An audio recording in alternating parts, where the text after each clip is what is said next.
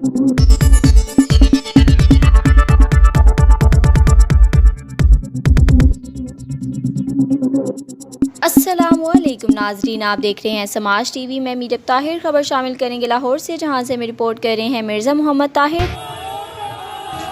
Imran Khan Islamabad high court पेशी के बाद जमान पार्क पहुंचे तो कारकुनों ने फूलों की हज़ारों पत्तियां निछावर करके इमरान खान का इस्तकबाल किया और इमरान खान के हक में नारे लगाते रहे। बहुत बड़ी तादाद ख़वातीन और बच्चों की रात के इस पहर भी इमरान खान के घर के बाहर वेलकम के लिए मौजूद थे।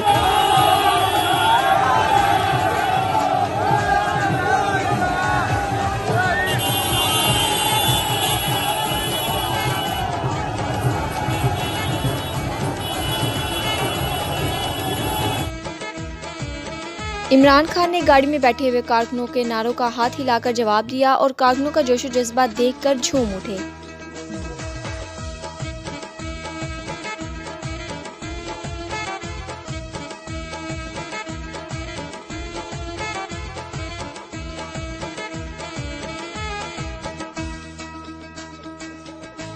इमरान खान बगैर दरवाजे के अपने घर के अंदर दाखिल हुए तो घर का नक्शा ही बदल चुका था। कारकुन हिफाजती दरवाजा बनकर इमरान खान के घर के बाहर बैठ गए।